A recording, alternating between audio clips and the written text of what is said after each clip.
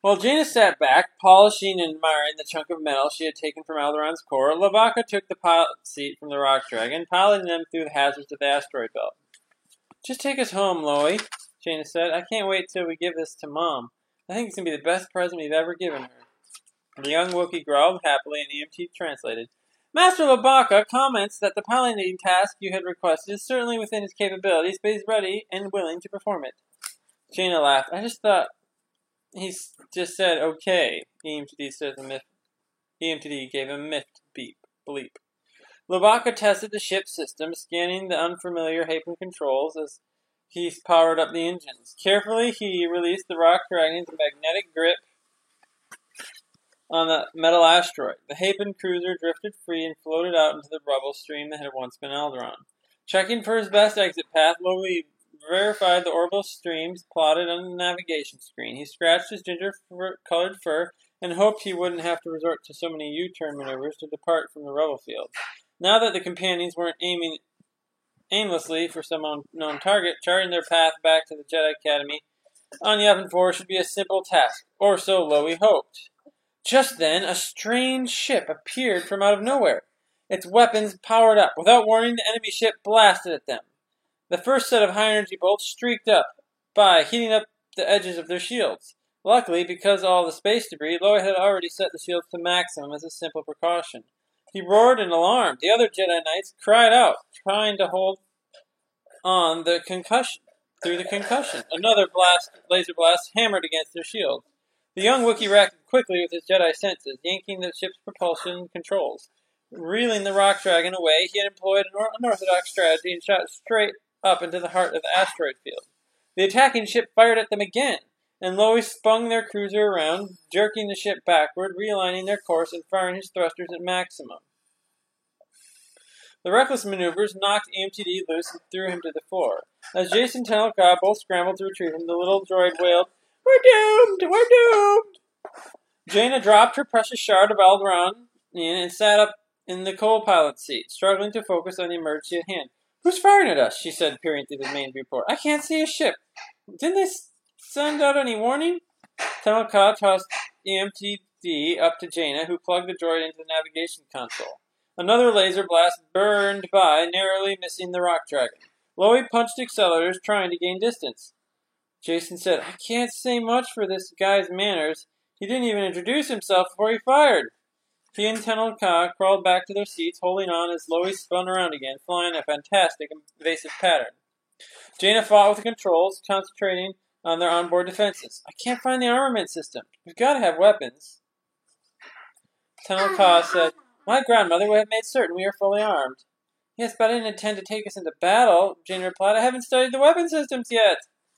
Loie snapped a comment and continued to fly, dodging through the debris, but the sleek enemy ship came close in their wake. EMTD said to them, "I agree with Master Lavaca. We've no time either for target practice or to learn these systems. I suggest we retreat immediately." "We're trying," Jaina said with her jaw tight. "But who is this guy? What does he want, other than blow us into space dust?" Tenel Ka reached out toward the comm system and activated. "Attacking ship, please identify yourself. We mean you no harm." She waited, but the other ship did not respond. "Maybe it's one of those pirates we thought would be hiding out in the asteroid field," Jacen suggested. You may be correct, Jacen," Tenel Ka said. "Here, I've got some of the weapon systems online," Jaina said. "But this shirt isn't like the Falcon." She punched several buttons and fired. Her laser shots went wide. The strange-looking ship kept coming behind them, undaunted by the display of firepower. "Small attack vessel," Jaina muttered, checking her readouts. "Fast, high-powered, and packing more weapons, and I can scan. This guy means business." "Let's hope this business isn't to add us to the rubble of Alderaan," Jacen said. As if in response to Jacen's comment, the enemy ship fired again, damaging their shields. The impact sent a shudder through the rock dragon's cockpit. Red lights burned in the control panel. With a roar, Loie plunged into the densest part of the rubble field, squeezing between tumbling mountains of rock. Huge asteroids left over from the breakup of the planet. Jaina fired their weapons again and missed once more. I should have calibrated these things, or at least figured out how they worked. Her hands flew over the control patterns. Too late now. The attacker shot another time. It seemed as if he was carefully conserving his blasts. "He can't miss. Why doesn't he just blow us away?" He certainly has the capability, Tamalka said. However, our opponent seems to be targeting us precisely. Perhaps he wishes to avoid errors. He hopes to disable us. Lowy glanced down at the status report. An electronic diagram displayed the Rock Dragon's shield and discovered that enemy blows had repeatedly landed in one spot. He roared, just as Jaina saw herself. Our engines! He's targeting our engines! He wants to board us! Accelerating for all the engines were worth, Lowy raced toward a cluster of huge asteroids. The enormous drifting rocks were riddled with craters, cracked with gigantic fissures left over from the planetary explosion. Places to hide. Lowy growled softly to himself, wondering how he could dodge the enemy long enough to gain sufficient distance to drop out of sight. Even with this forest of orbiting rocks, it seemed impossible. The other shipper fired repeatedly, scoring decisive hits. Their shields buckled, and the final blow ripped open the rear starboard engine pod. The Rock Dragon spun out of control. Lowy and Jaina fought to stabilize the cruiser before they careened into an asteroid. Power's down by 60%, Jaina said. We could barely outrun him before. Now we've got no chance. Perhaps we do, Tamalka said. She crept to the armaments control panel. I think I know what this system is for. Find a hiding place, she said, and head there on my mark. What are you doing, Tamalka? Jason said. Observe. Do be careful, EMTD wailed. The attacking ship fired again, still making no effort to communicate with them. His blow struck its target, damaging the Rock Dragon's underbelly as well as their second rear engine pod. But as the blow sealed against their hull plates, Tamalka punched a release lever.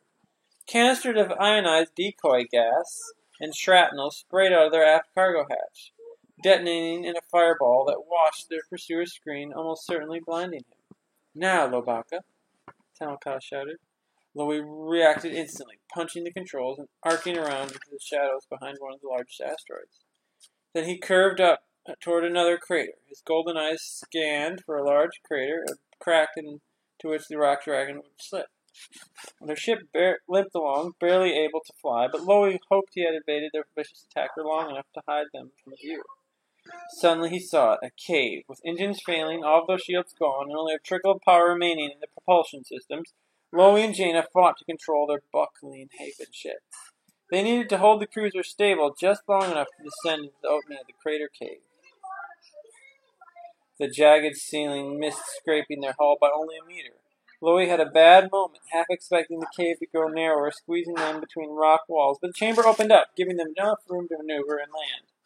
They settled into the rugged surface deep within the large grotto, thumping to the ground as their engines coughed and died.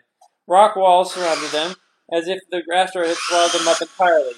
Good hiding place, Lowy, Jaina said, patting the Wookiee on his ginger-furred shoulder. Yeah, Casey said, either we're safe here, or we're trapped.